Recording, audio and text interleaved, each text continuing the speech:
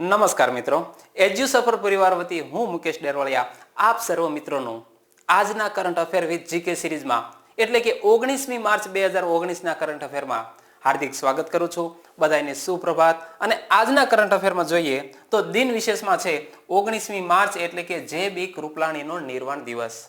તમે અહીં ઇમેજમાં પણ જોઈ શકો છો જે.બી. કૃપલાણી.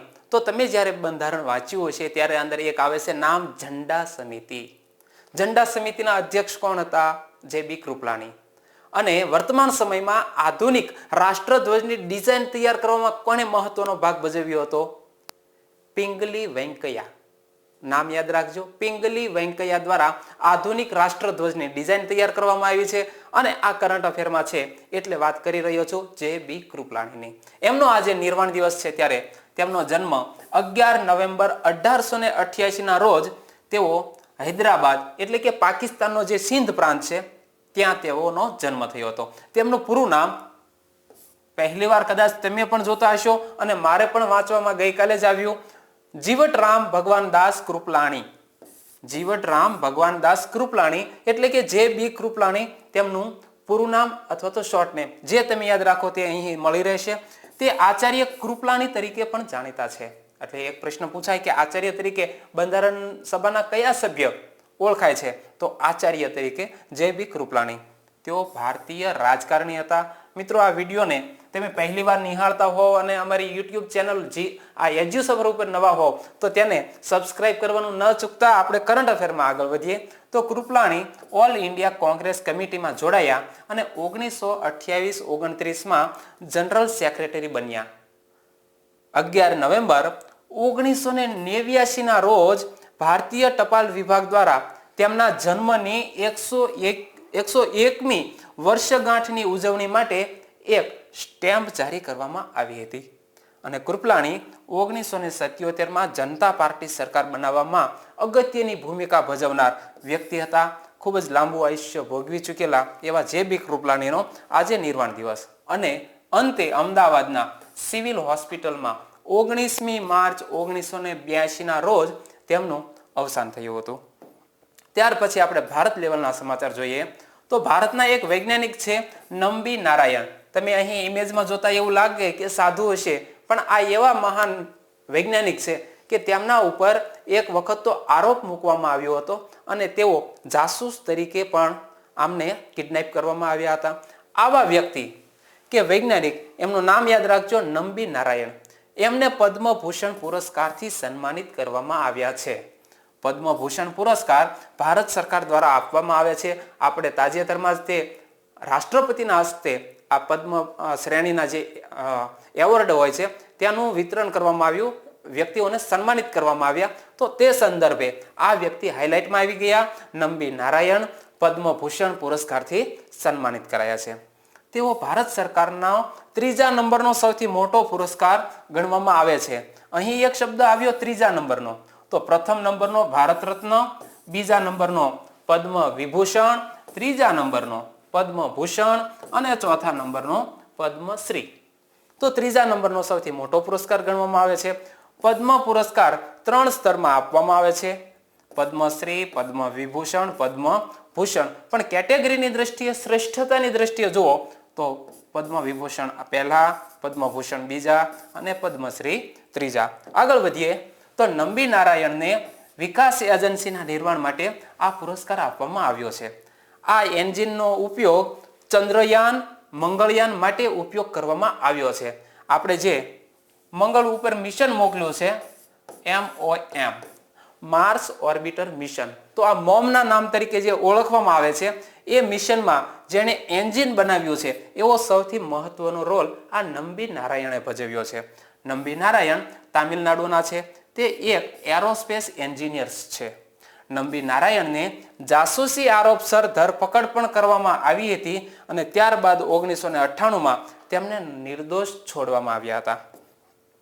ત્યાર પછી આગળ સમાચાર જોઈએ તો દેશના પ્રથમ લોકપાલ ન્યાયમૂર્તિ પિનાકી ચંદ્ર ઘોષ બનશે. જી હા મિત્રો, બંધારણની દ્રષ્ટિએ જોવા જઈએ તો આ લોકપાલ અને લોકાયુક્ત ખૂબ જ ચર્ચાનો વિષય વર્તમાન સમયમાં રહેલા છે. કારણ કે પોલિટિકલ પાર્ટીઓની જે કંઈ ફંડ હોય છે તેના સંદર્ભે કોણ વ્યક્તિ તપાસ કરી શકે? એવા સંદર્ભે જે મહત્વનું પદ છે એવું લોકપાલ ન્યાયમૂર્તિ પિનાકી ચંદ્ર ઘોષ બનશે પ્રથમ લોકપાલ. નામ ફરીવાર તમે જોઈ લો, પિનાકી ચંદ્ર ઘોષ. તમે અહીં ઇમેજમાં પણ જોઈ શકો છો. તો લોકપાલના ગઠન માટે 8 સભ્યોની લોકપાલ શોધ સમિતિની રચના ન્યાયમૂર્તિ રંજના પ્રકાશ દેસાઈની અધ્યક્ષતા હેઠળ કરવામાં આવી હતી. લોકપાલ અને લોકાયુક્તનું વિધાયક 2011માં રાજ્યસભા અને લોકસભા દ્વારા પસાર કર્યું હતું અને એના સંદર્ભે જ તે કેન્દ્ર સરકારમાં લોકપાલ અને રાજ્ય સ્તરે લોકાયુક્તની નિમણૂક કરવામાં આવે છે. લોકપાલમાં એક અધ્યક્ષ અને વધુમાં વધુ 8 સભ્યો હોય છે. એટલે આની બોડી વિશે પણ ખાસ યાદ રાખજો કે આનું જે માળખું હોય છે કઈ રીતનું ગોઠવાયેલું હોય છે. લોકપાલમાં એક અધ્યક્ષ અને વધુમાં વધુ 8 સભ્યો હોય છે, જેમાં 50% થી વધારે ન્યાયિક સદસ્ય હોય છે. એટલે કે તેઓ અદાલત અથવા તો આ કોઈ પણ કોર્ટ સાથે સંકળાયેલા વ્યક્તિઓ હોય છે. અને વડાપ્રધાન પણ લોકપાલના દાયરામાં લાવવામાં આવ્યા છે. તેમની તપાસ પણ આ લોકપાલ કરી શકશે. એટલે સૌથી અગત્યનું અને ભારતને ભ્રષ્ટાચારની દ્રષ્ટિએ પારદર્શી બનાવવા માટે આ બંને પદ મહત્વના છે, યાદ રાખજો. ત્યાર પછી આગળ જોઈએ સમાચારમાં વિશ્વ લેવલના. તો ફોર્બ્સ વિશ્વની સૌથી અમીર ખેલ ટીમના માલિકોની લિસ્ટ જાહેર કરાય છે. એટલે ખાસ યાદ રાખજો, ફોર્બ્સે વિશ્વની સૌથી પૈસાદાર ખેલની ટીમ કઈ છે એની એક લિસ્ટ બહાર પાડ્યું છે. અને એ વ્યક્તિ તમે જોઈ શકો છો અહીં, મુકેશ અંબાણી, કે જેઓ મુંબઈ ઇન્ડિયન્સ જે IPL ની એક ટીમ છે એના તેઓ માલિક છે. અને આને સૌથી એવી અમીર એટલે કે ધનાઢ્ય, તો ધનાઢ્ય ખેલ ટીમના આ માલિક બની ચૂક્યા છે. તો અહીં જોઈએ મુકેશ અંબાણીની વિશ્વની સૌથી અમીર ખેલની ટીમના માલિક બન્યા છે. મુકેશ અંબાણી મુંબઈ ઇન્ડિયન્સના માલિક છે અને આ મુંબઈ ઇન્ડિયન્સ છે તે IPLની મુંબઈ ઇન્ડિયન્સની ટીમમાં તેમણે 2008માં ખરીદી હતી. તમે આ બધી મેચો જોતા જશો પણ થોડીક અતિરેક થઈ જાય છે અને આપણા જેવા આ સ્પર્ધકો માટે આ થોડીક અડચણરૂપ બને છે, કારણ કે ખૂબ લોંગ ટર્મ સુધી આ ઇવેન્ટો ચાલતી હોય છે અને આપણો ઘણો બધો ટાઈમ વેસ્ટ થતો હોય છે. તો પ્લીઝ મિત્રો અવોઇડ કરજો. સ્કોર જાણવાની જ તસ્દી લેવાની, બાકી આને અવોઇડ કરી અને તમારી મહેનતને તમે ચાલુ રાખજો, કારણ કે તમારી જે દિશા છે તે ભટકાઈ ન જવી જોઈએ. મુંબઈ ઇન્ડિયન્સ ટીમના કેપ્ટન રોહિત શર્મા છે. હા, આ ઇન્ફોર્મેશન હોવી જોઈએ, કારણ કે પરીક્ષાની દ્રષ્ટિએ અગત્યનું છે. ત્યાર પછી ખેલ જગતના સમાચાર જોઈએ. તો ભારતની પુરુષ મેડલી રિલે ટીમે સુવર્ણ પદક જીત્યો છે. હોંગકોંગમાં રમાઈ રહેલી એશિયન ચેમ્પિયનશિપની અંતિમ મેચમાં ભારતની પુરુષ મેડલી રિલે ટીમે સુવર્ણ પદક જીતી લીધો છે. ભારતે 8 સુવર્ણ, 9 રજત અને 9 કાંસ્ય પદક સહિત કુલ 26 પદકો આ એશિયન ચેમ્પિયનશિપમાં મેળવ્યા છે. એટલે ખાસ યાદ રાખજો, 8, 9, 9 કુલ થશે 26. અને પ્રથમ ટીમે તો ચીન જ રહ્યું છે, જે તમે જાણો છો. જાપાન 20 પદક સાથે ત્રીજા સ્થાને રહ્યું છે અને રોરી મેકલોરોએ પ્લેયર્સ ચેમ્પિયનશિપ જીતી આ ટાઇટલ મેળવ્યું છે. રોરી મેકલોરોયનું આ વર્ષનું પહેલું ટાઇટલ છે અને રોરી મેકલોરોય ગોલ્ફની રમત સાથે જોડાયેલા ખેલાડી છે. તમે અહીં જોઈ શકો છો, નામ થોડુંક અટપટું છે પણ યાદ રાખજો, રોરી મેકલોરોય આયર્લેન્ડના ખેલાડી છે.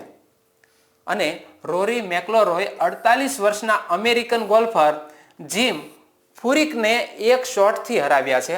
આ જીતથી રોરી મેકલોરોયને 15 કરોડ રૂપિયાની પ્રાઇઝ મળી છે. ખૂબ જ મોટી પ્રાઇઝ છે, પણ આપણે તો 19,500 જ ધ્યાનમાં રાખવાના છે, કારણ કે આ એક નોકરી મળી જાય તો પણ જિંદગી આરામથી આપણે વિતાવી શકીએ તેમ છીએ.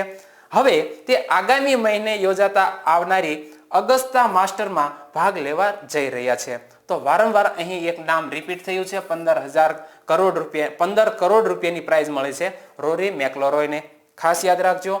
તો આજનો કરંટ અફેરનો વિડીયો અહીં પૂર્ણ કરીએ છીએ. તમે કોમેન્ટ સ્વરૂપે જે કંઈ તમને આ રિલેટેડ આજનું કરંટ અફેર છે તેના MCQ ક્વેશ્ચન બનાવી અને અહીં કોમેન્ટમાં લખજો, જેથી કરીને બીજા સબસ્ક્રાઇબર મિત્રો પણ તેનો લાભ લઈ શકે. કાલે ફરી મળીશું એક નવા કરંટ અફેર સાથે. ત્યાં સુધી રજા લઈએ. જય હિન્દ.